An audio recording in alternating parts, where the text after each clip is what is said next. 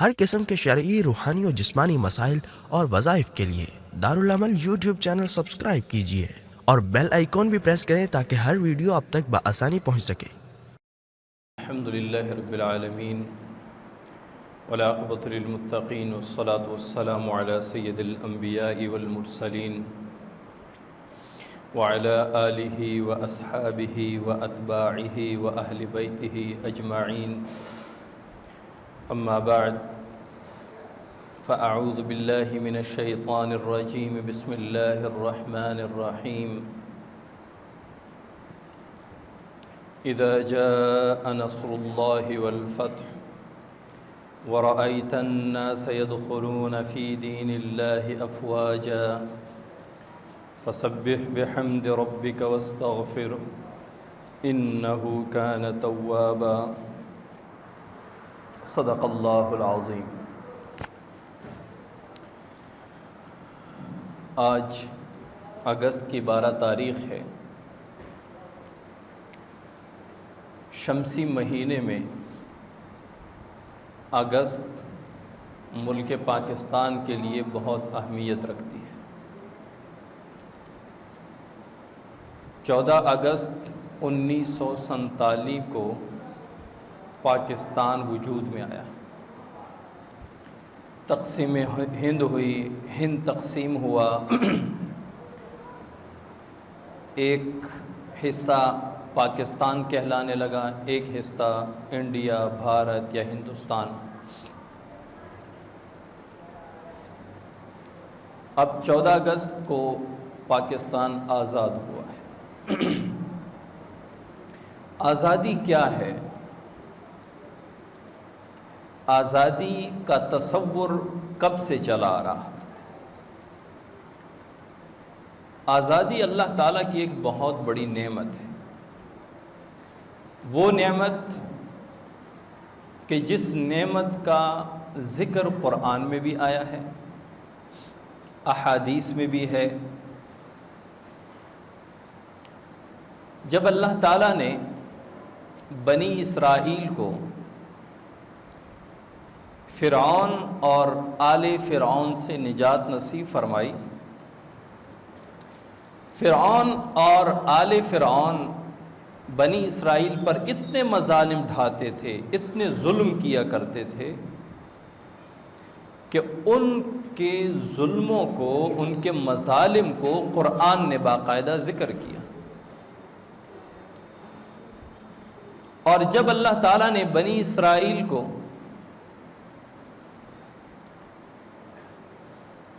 ان پر کیے ہوئے نعمتوں کا ذکر فرمایا،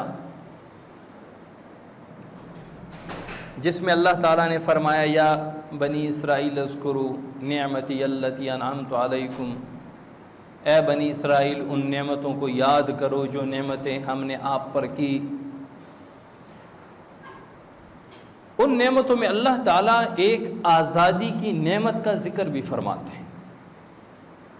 وَإِذْ نَجَّيْنَاكُمْ مِنْ آلِ فِرْعَوْنَ يَسُومُونَكُمْ سُوءَ الْعَذَابِ يُذَبِّحُونَ أَبْنَاءَكُمْ وَيَسْتَحْيُونَ نِسَاءَكُمْ وَفِي ذَلِكُمْ بَلَاءٌ مِّن رَّبِّكُمْ عَظِيمٌ۔ اللہ تعالیٰ نے جہاں بہت ساری نعمتیں ان پر کی ہیں بنی اسرائیل پہ، من و سلوہ ان کے لیے اترتا تھا، انہوں نے جو جو چیزیں مانگی حضرت موسیٰ علیہ السلام سے اللہ تعالیٰ دیتے رہے۔ پھر جب اللہ تعالیٰ نے قوم فرعون سے بھی بنی اسرائیل کو نجات عطا فرمائی، فرعون اور آل فرعون، قوم فرعون کو اللہ تعالیٰ نے دریا میں غرق کر دیا، اور حضرت موسیٰ علیہ السلام اور بنی اسرائیل جو حضرت موسیٰ علیہ السلام پر ایمان لا چکے تھے، ان کو اللہ تعالیٰ نے ان سے نجات اور آزادی نصیب فرمائی۔ تو اللہ تعالیٰ نے اس آزادی کا ذکر اس آیت میں کیا ہے۔ وَإِذْ نَجَّيْنَاكُمْ، اور جب ہم نے آپ کو نجات عطا کی، من آل فرعون، فرعون کی آل سے، وَإِذْ نَجَّيْنَاكُمْ مِنْ آلِ فِرْعَوْنَ يَسُومُونَكُمْ سُوءَ الْعَذَابِ، سخت عذاب دیا کرتے تھے، پھر اس عذاب کی ایک شکل و صورت بھی اللہ تعالیٰ نے بیان فرما دی، یذبحون ابناءکم۔ وہ عذاب کیسا تھا؟ یذبحون ابناءکم، وہ آپ کے بچوں کو ذبح کیا کرتے تھے، وَيَسْتَحْيُونَ نِسَاءَكُمْ، اور عورتوں کو زندہ چھوڑ دیتے تھے۔ یہ بڑی تکلیف کی بات ہے کہ کسی قوم کے مردوں کو ذبح کرنا اور اس قوم کی عورتوں کو زندہ چھوڑنا۔ تو اللہ تعالیٰ نے اس فرعون اور قوم فرعون کے اس عذاب کو ذکر فرمایا جو فرعون نے موسیٰ علیہ السلام کی قوم پر کی، بنی اسرائیل پر کی۔ یذبحون ابناءکم ویستحیون نساءکم وفی ذالکم بلاء من ربکم عظیم، اور اس میں اللہ کی طرف سے بہت بڑی آزمائش تھی۔ تو دیکھیں اللہ تعالیٰ نے جہاں اپنی نعمتوں کا ذکر اجمالاً فرمایا، یا بنی اسرائیل اذکروا نعمتی التی انعمت علیکم، اے بنی اسرائیل ان نعمتوں کو یاد کرو جو نعمتیں ہم نے آپ پر کی ہیں۔ اب وہ کیا کیا نعمتیں ہیں وہ اللہ کو پتہ ہے، لیکن ایک خاص نعمت جو آزادی کی نعمت ہے، جو دشمن سے نجات کی نعمت ہے، وہ اللہ تعالیٰ نے بطور خاص ذکر فرمایا کہ وہ وقت بھی تو یاد کرو، میری وہ نعمت بھی تو یاد کرو کہ جب میں نے آپ کو آل فرعون سے نجات دی۔ کوئی کہے گا کہ جی فرعون نے کیا کیا تھا جس سے ہمیں نجات اللہ تعالیٰ نے عطا فرمائی؟ بھئی یذبحون ابناءکم ویستحیون نساءکم، باپ کے بچوں کو ذبح کرتے تھے، عورتوں کو چھوڑتے تھے۔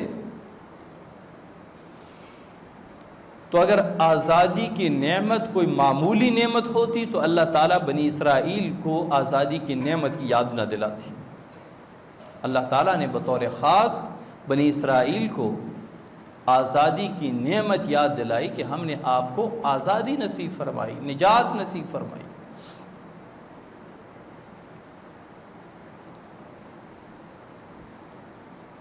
سورہ نصر میں اللہ تعالیٰ فرماتے ہیں اذا جاء نصر اللہ والفتح، جب اللہ کی نصرت آئی اور فتح ہوا، وَرَأَيْتَ النَّاسَ يَدْخُلُونَ فِي دِينِ اللَّهِ أَفْوَاجًا، اور تو نے دیکھا کہ لوگ جوق در جوق اسلام میں داخل ہو رہے۔ فَسَبِّحْ بِحَمْدِ رَبِّكَ وَاسْتَغْفِرْهُ إِنَّهُ كَانَ تَوَّابًا، پس آپ اللہ کی حمد بیان کیجئے، وَاسْتَغْفِرْهُ، اور اللہ سے مغفرت مانگیے، اِنَّهُ كَانَ تَوَّابًا، بے شک وہ توبہ قبول کرنے والے ہیں۔ اب اس آیت میں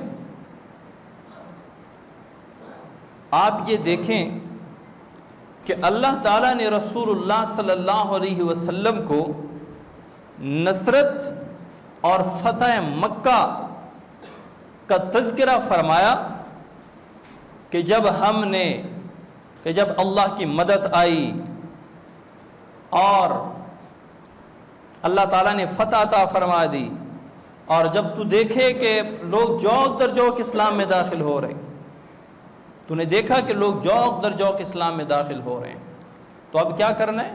فَسَبِّحْ بِحَمْدِ رَبِّكَ وَاسْتَغْفِرْهُ إِنَّهُ كَانَ تَوَّابًا۔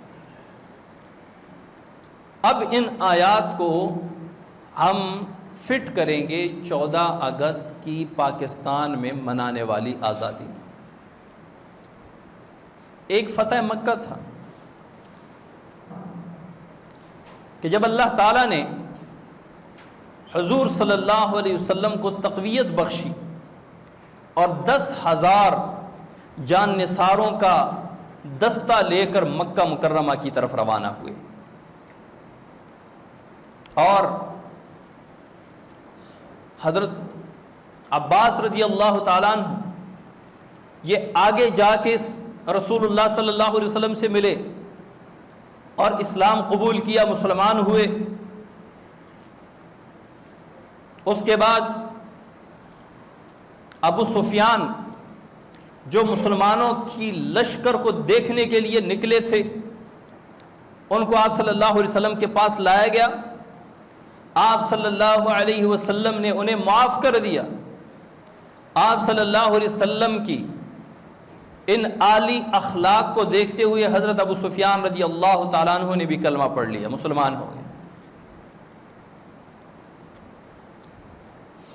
اور آپ صلی اللہ علیہ وسلم نے اب یہاں کیا کیا؟ حضرت عباس اور حضرت ابو سفیان رضی اللہ تعالیٰ عنہما کو حکم دیا کہ اس چوٹی پر چڑھ کر مسلمانوں کی عظمت اور شان کو دیکھتے جاؤ. چونکہ وہ نئے مسلمان ہوئے تھے، وہ دونوں صحابہ چوٹی پر چڑھے اور مسلمانوں کی شان و شوکت اور اس دبدبے کو دیکھ رہے تھے کہ جب وہ مکہ میں داخل ہو رہے تھے. یہ کون سے صحابہ تھے؟ یہ وہ صحابہ تھے جن کو مکہ والوں نے ہجرت پر مجبور کیا تھا، جن کے گھر بار سامان پراپرٹی سارا کچھ قریش مکہ اور مشرکین کے پاس آ گیا تھا. اب یہ قوم فاتح بن کے آ رہی ہے. عموماً یہ ہوتا ہے کہ جب ایک ملک نے دوسرے ملک پر، ایک قوم نے دوسرے قوم پر ظلم و ستم کیے ہوں، اب مظلوم قوم جب فاتح بن کر آتی ہے، ان کو جب تقویت اور قوت ملتی ہے، تو وہ حربہ کرتے ہیں کہ جن کا جو ان کے دل میں آئے. لوگوں کی جان سے کھیلنا، مال سے کھیلنا، عزت آبرو لوٹنا، کیونکہ ان کو وہ مظالم یاد ہوتے ہیں کہ اس قوم نے، اس ملک نے ہم پر یہ ظلم کیے ہیں.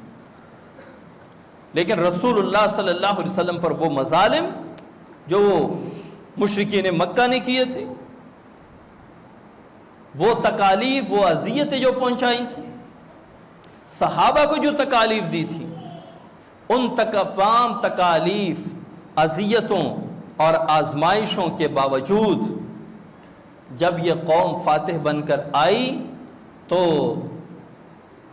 انہوں نے نہ کوئی مال لوٹا، نہ عزت پر آنچ آئی کسی کی، بلکہ آ رہے ہیں فاتح بن کر اور سیدھے بیت اللہ شریف میں داخل ہو گئے.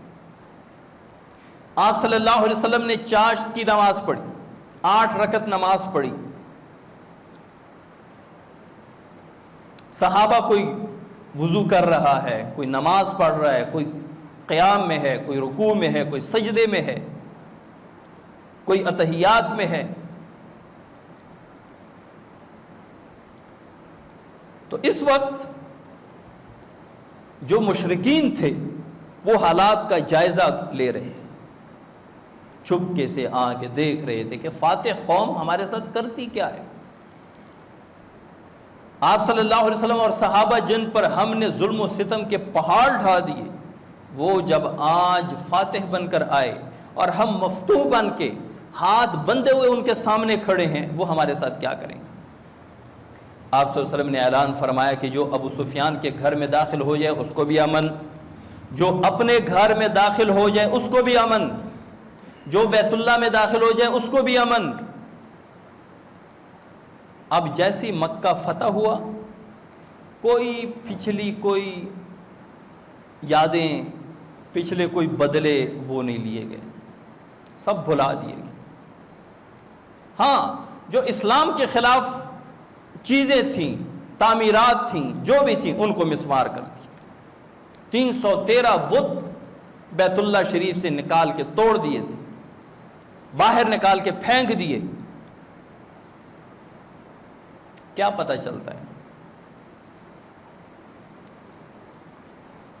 یہاں پہ 2 چیزیں ہیں. ایک قرآن کی آیت ہے سورہ نصر، اور ایک ہے آپ صلی اللہ علیہ وسلم کی فتح مکہ کا واقعہ.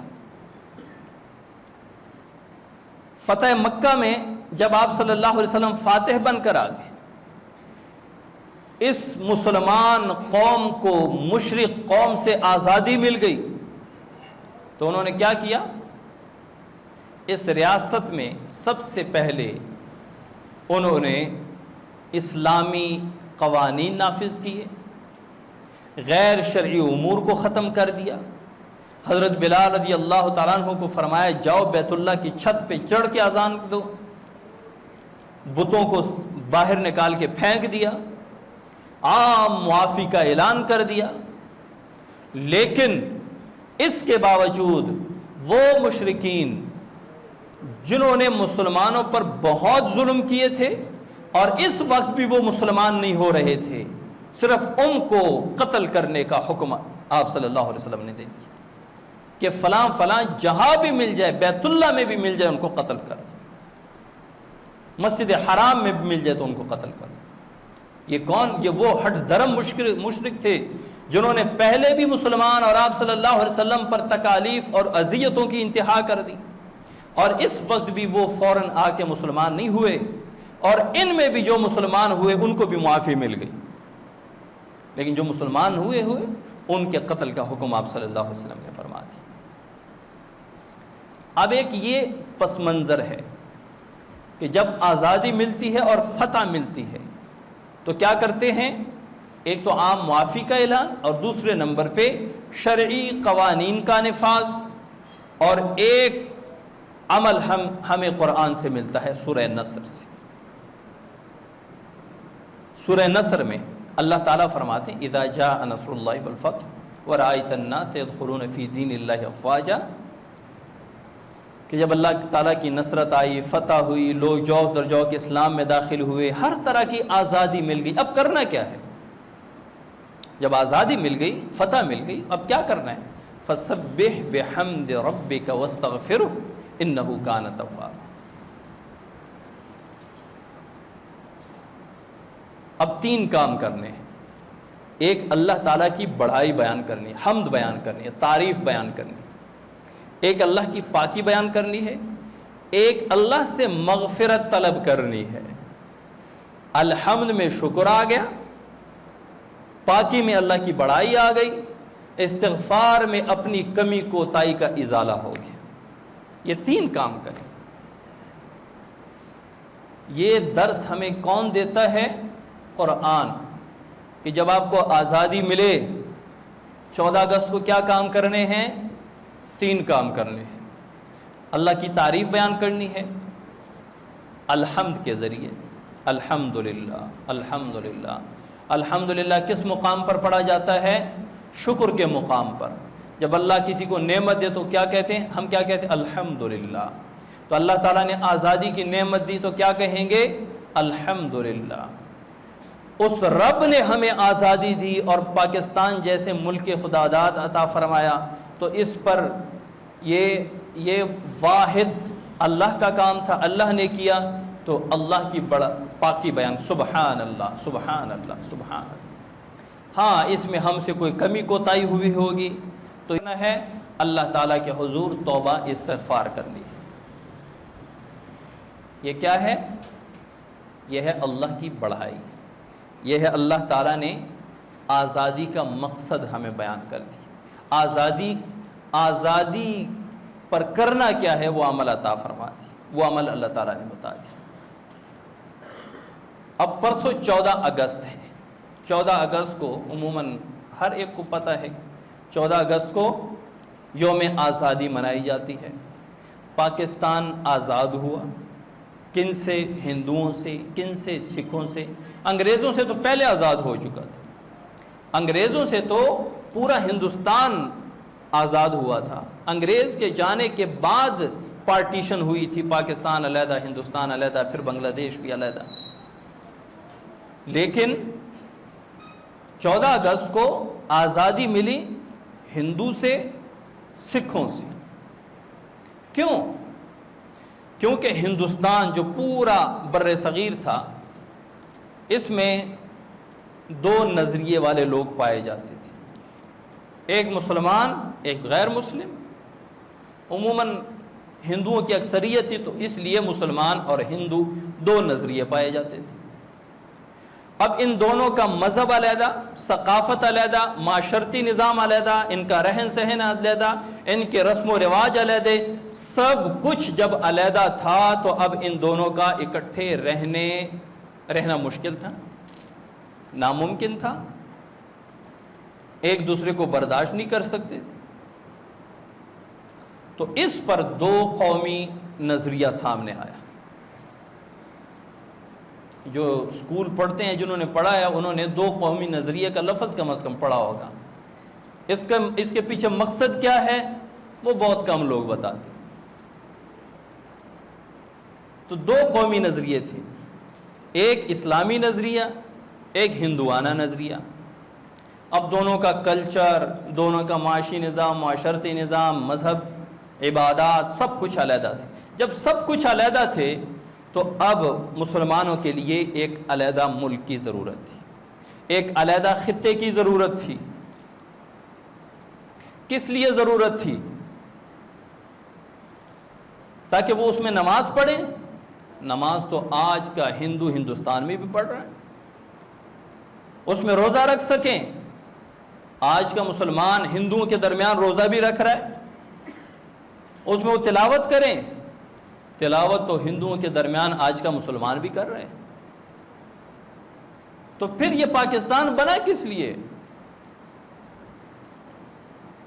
اگر کوئی کہے کہ ہم آزادی سے یہاں اپنی عبادات سر انجام دیں، سوائے گائے کی قربانی کے، اس میں وہاں پہ تھوڑا بہت وہ آتا ہے، وہ گائے کی جگہ بھینس بھی ذبح کر سکتے ہیں، چھوٹا بھی کر سکتے ہیں، اس کی کئی صورتیں بن سکتی ہیں، لیکن کسی عبادت پہ پابندی نہیں ہے. تو جو کہتے ہیں کہ جی پاکستان اس لیے بنا تاکہ ہم علیحدہ بیٹھ کے اپنی نمازیں، اپنی عبادات سکون سے کر سکیں، تو جاؤ. ہمارے بر صغیر کے سب سے بڑے مدارس ہندوستان میں ہیں. جامعہ دارالعلوم دیوبند ہندوستان میں ہے. دارالعلوم سہارنپور ہندوستان میں ہے، جو بر صغیر کے بڑے مدارس ہیں. تو یہ تو پھر فائدہ نہ ہوا. پاکستان کی آزادی کا اگر مقصد یہ تھا تو وہ مقصد تو پہلے بھی پورا ہو رہا تھا. مقصد کیا تھا؟ کہ ہم علیحدہ ایک ایسا ملک بنائیں کہ جس میں ہم اسلامی قوانین نافذ کر سکیں. یہ میں نہیں کہہ رہا، نہ آج کا عالم کہہ رہا ہے، نہ آج کا اسکالر کہہ رہا ہے، نہ آج کا پروفیسر کہہ رہا ہے. یہ بانی پاکستان قائد اعظم محمد علی جناح رحمۃ اللہ علیہ، انہوں نے کہا تھا 14 اگست 1947 یوم آزادی کے بعد ایک خطاب میں کہ ہم نے پاکستان اس لیے آزاد کروایا تاکہ ہم اس میں اسلامی قوانین نافذ یا آزما سکیں، اسلامی قوانین آزما سکیں.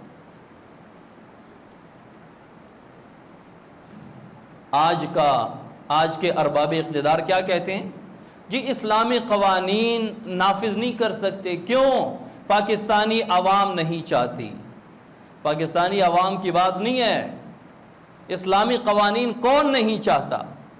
اسلامی قوانین چور نہیں چاہتا، کیونکہ اسلامی قانون میں چور کا ہاتھ کٹتا ہے. اسلامی قوانین قاتل نہیں چاہتا، کیونکہ اسلامی قانون میں قاتل کو سنسار کیا جاتا ہے. اسلامی قانون زانی اور بدکار نہیں چاہتا، کیونکہ اسلامی قانون میں زانی اور بدکار کو کوڑے لگتے ہیں. اسلامی قانون بددیانت نہیں چاہتا، کیونکہ اسلامی قانون میں بددیانت ارباب اقتدار کے لیے سزا ہے. اسلامی قانون وہ سود خور نہیں چاہتا، کیونکہ اسلامی قانون میں مکمل سود پہ پابندی ہوتی. اسلامی قانون رشوت خور نہیں چاہتا، کیونکہ اسلامی قانون میں رشوت کی گنجائش نہیں ہوتی. اور یہاں پہ پورا بازار رشوت کا گرم ہے. دینے والا بھی خوش ہے کہ چلو میرا کام ہو رہا ہے، لینے والا بھی خوش ہو رہا ہے کہ چلو میرا جیب گرم ہو رہا ہے. قاتل کو پتہ نہیں کہ میں کس لیے قتل کر رہا ہوں، مقتول کو پتہ نہیں کہ میں کس لیے قتل ہو رہا ہوں. بازار گرم ہے. سود کا یہ عالم ہے کہ کچھ عرصہ پہلے وہ میں نے ایک پورا جمعہ بیان اس پہ ریکارڈ کیا تھا. وفاقی شرعی عدالت نے جو قانون بنایا تھا کہ پاکستان کے بینکاری سسٹم سے سود کو ختم کیا جائے گا، تو 5 بینک والے عدالت جا کے انہوں نے یہ کیس کیا کہ پاکستان کے یہ بینکاری سسٹم بغیر سود کے نہیں چل سکتا، ان کو یہ وفاقی شرعی عدالت کو کہیں کہ اپنا یہ کیس واپس لے لے۔ اتنے دھڑلے سے، اتنی جرت سے وہ سود کے حق میں کیس لڑ رہے ہیں کہ جی سود ہونا چاہیے پاکستان میں۔ تو یہ لوگ اسلامی نظام چاہیں گے؟ یہ بدکار و بد کردار، حرام خور، رشوت خور، سود خور لوگ اسلامی نظام چاہیں گے؟ تو یہ بات غلط ہے کہ عوام اسلامی نظام کے حق میں نہیں ہے۔ اسلامی نظام کے حق میں چور نہیں ہے، ڈاکو نہیں ہے، قاتل نہیں ہے، زانی نہیں ہے، سود خور نہیں ہے، رشوت خور نہیں ہے، بد دیانت نہیں ہے۔ باقی سب چاہتے ہیں اسلامی نظام۔ جتنا امن اسلامی نظام میں ہوتا ہے، جتنی خوشی اسلامی نظام میں ہوتی ہے، جتنی برکتیں اسلامی نظام میں ہوتی ہیں۔ مدینہ منورہ میں جب اسلامی ریاست قائم ہوئی تو برکتوں کا یہ عالم تھا کہ مدینہ منورہ مسجد نبوی میں سونے کا ڈھیر لگا ہوا تھا۔ ایک صحابی ادھر بیٹھا ہے، ایک ڈھیر کے اس طرف بیٹھا ہے، اس صحابی کو وہ صحابی نظر نہیں آ رہا، مال غنیمت آیا ہوا ہے، لیکن صحابہ تھے، ان کا سونے چاندی سے کوئی لینا دینا نہیں تھا۔ اسلامی ریاست میں پھر برکتیں بھی آتی ہیں، اسلامی نظام میں پھر برکتیں آتی ہیں۔ نعرے کیا لگ رہے تھے پاکستان کی آزادی میں؟ پاکستان کا مطلب کیا؟ لا الہ الا اللہ۔ پاکستان کا مطلب کیا؟ لا الہ الا اللہ۔ جو وہاں سے ہجرت کر کے آ رہے ہیں، آپ کبھی ہجرت کی داستان سنیں نا تو کوئی پتھر دل ہی ہوگا جس کے آنسو نہیں ٹپکیں گے۔ کیا کیا مظالم ہوئے تھے، کیا کیا تکالیف سے گزر کے آئے تھے وہ مہاجرین جو پارٹیشن کے بعد پاکستان الگ ہوا، اب وہاں سے مسلمان آ رہے ہیں پاکستان کی طرف، ان کے ساتھ کیا معاملہ ہوا؟ ریل گاڑی کے ڈبے وہ لاشوں سے بھرے ہوئے، ریل گاڑی کی پٹلی کے دائیں بائیں کئی کلومیٹروں تک لاشیں پڑی ہوئی ہیں۔ ہندو بنیے آگے لپکتے اور خنجر سے، چاقو سے اور کس درانتیوں سے وار کرتے مسلمانوں کو شہید کرتے جاتے۔ عورتوں کی عصمت دریاں ہوتی، عورتوں کی عزتیں پامال ہوتی، یہاں تک کہ واقعات میں آیا ہے اس ہجرت کے موقع پہ کہ عورتوں نے اپنی عزت کی حفاظت کے لیے کنویں میں چھلانگ لگا دی تاکہ یہ ہندو، یہ سکھ ہماری عزت پہ ہاتھ نہ ڈال دے۔ مسلمانوں کی ایک بستی بن گئی جن کو وہاں سے نکالا گیا، کیمپ بن گیا۔ لیاقت علی خان نے ایک پورا ٹرک چاول گوشت کا بھیجا، ہندوؤں نے اس کو روکا، خود کھا کے باقی ضائع کر دیا اور وہ بھوکے وہاں پہ ترستے رہے۔ یہ ہوا تھا جنگ آزادی میں، تحریک آزادی میں، یوم آزادی کو۔ اب انہوں نے جو شہادتیں دی، قربانیاں دی، اس لیے کہ بعد کے آنے والا جو نوجوان ہے وہ 14 اگست کو سلنسر اتار کے پٹی سر پہ باندھ کے چہرے پہ سفید اور سبز رنگ لگا کر وہ پورا دن سڑکوں پہ گھومے گا کہ جی میرے آباء و اجداد نے پاکستان کے لیے قربانیاں دی ہیں، اس لیے میں یہ حرکتیں کر رہا ہوں۔ ان کی قربانیاں اس نیچ حرکت کے لیے تھیں۔ کبھی ان نوجوانوں کو کسی نے کہا ہے کہ ہمارے آباء و اجداد نے کیا قربانیاں دی تھی پاکستان کی آزادی؟ کس مقصد کے لیے بنا تھا پاکستان؟ جس مقصد کے لیے پاکستان بنا تھا وہ مقصد تو اس میں نظر آ نہیں رہا۔ جو کام وہاں پہ ہندو کر رہے تھے وہ سارے پاکستان میں رہ کے مسلمان کر رہے ہیں۔ یہ ہے پاکستان کی آزادی۔ جی 14 اگست ہے، 14 اگست جوش و خروش سے منائیں گے، اور پاکستان نے 14 اگست کو ایک نیا ترانہ ریلیز کیا ہے۔ بس ان کی قربانیوں پہ کیا کیا؟ ایک نیا ترانہ ریلیز ہوگی۔ اللہ کے بندو، اپنے نوجوانوں کو 14 اگست کی اہمیت سکھاؤ، یوم آزادی کی اہمیت بتاؤ، ملک پاکستان کی آزادی کا مقصد بتاؤ، اس کی آزادی کے پیچھے قربانیاں ہوئیں وہ بتاؤ، تاکہ یہ سلنسر نکال کے اور یہ بیہودہ حرکتیں کرنے کے بجائے وہ اس دن اللہ کا شکر ادا کرے، وہ اس دن ان شہداء کے لیے دعائیں مغفرت کرے، وہ پاکستان کی آزادی پر اللہ کا شکر ادا کرے، سجدہ شکر بجا لائے۔ اللہ تعالی ہمارے حال پہ رحم فرمائے۔ وما علینا الا البلاغ۔